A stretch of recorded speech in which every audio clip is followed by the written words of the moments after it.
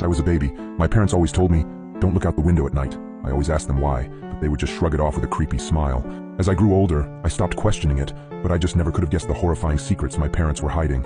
Everyone in my town also followed this weird tradition, so I thought it was normal. That was until I went to college and noticed that none of the other kids were like this. So during Christmas, when I went to my parents' house, I remember them telling me not to look out the window.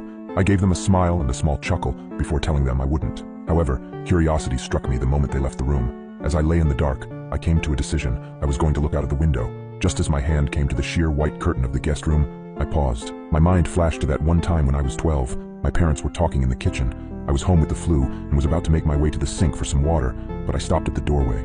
I hid behind the wall, peeking my head out from the doorway just an inch. My mother was crying and my father was holding her and rocking. That poor little girl. I feel horrible for her family, whispered my mother. My father just nodded and continued holding her. I went back to my room after that. Several hours later, my dad came up to my room with several pieces of wood and boarded up my windows. What are you doing that for, Dad? I asked him. Oh, it's nothing. Just safety reasons, he replied. I learned at school the next day that a little girl was found dead the previous morning, the window broken and curtains torn. I snapped back to the present. My hand drew back from the curtain. I shook my head, cursing myself for being so weird. What was the worst that could happen? It was just a window, it couldn't hurt me, right? As I reached my hand out again, my instinct was telling me to stop. My gut twisted as I reached nearer and nearer. Just as I touched the curtain, a painful howl came from the forest surrounding the house. I flinched back, deciding to just lay down and try to get some sleep. I forgot how hard it was to get sleep in my hometown. Every night, coyotes howled for hours everywhere in town, or at least I thought they were just coyotes. The next night, I woke up in a cold sweat. I glanced over at the alarm clock next to my bed. It was midnight. I groaned and sat up in bed. A low growling sound from outside of my bedroom window. I thought back to last night and decided that I had made up my mind about looking out. I thrusted my arm towards the curtain and pulled back hard, almost ripping it away from the rod. I flattened myself against the wall next to the bed for a moment before I put one eye in front of the window. I immediately regretted my decision as I heard claws clacking up the house. I flung myself out of bed, tumbling on the floor. I stood up and got back up on the bed. I stuck my face closer to the window as the clacking got closer and closer. It suddenly stopped for a second before the most terrifying creature popped up from outside, emitting a horrible shriek as it did so. I can never forget its face, the way the hollow eyes oozed some kind of black substance, like tar, and the way its lips were pulled back into a gruesome grin, the teeth blood-stained and razor-sharp. It looked like it had 4 limbs, its front 2 slamming on the glass and pounding. As I was frozen in front of the window in terror, my parents burst into the room. My father held a shotgun. He marched up to my bed and yanked me away from the window. He pointed his shotgun at the creature, shooting a bullet at it. The thing scrambled away, leaving the window almost completely shattered. Damn it, son, it was a simple task. Just don't look out the window. How hard is that? My dad shouted at me.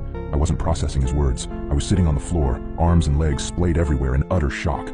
What the hell had I just seen? My mother ran to the bedroom door. She had tears in her eyes. Is everyone all right? She asked. Yeah, we're fine. We still gotta get that creepy effing monster, though.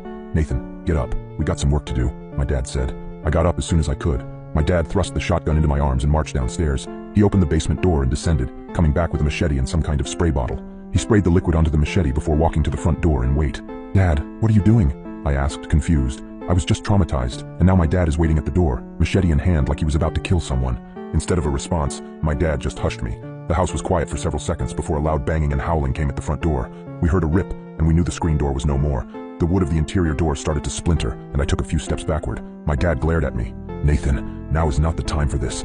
Point the goddamn gun and get ready to shoot. I aimed the gun at the door, trying to find the spot where the howling was coming from. The door was strong, but it wasn't indestructible. The creature burst through the door, and I pulled the trigger in a moment of terrified panic. My dad knelt down and brought his machete down on the abomination's head. The howling ceased, and my mom rushed forward with a tarp to cover the spot where the door was destroyed. Honey, are you okay?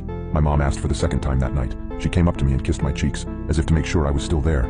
She went over to my dad and did the same. We're okay, both of you, get in the basement. I gotta clean this up. I asked, basement?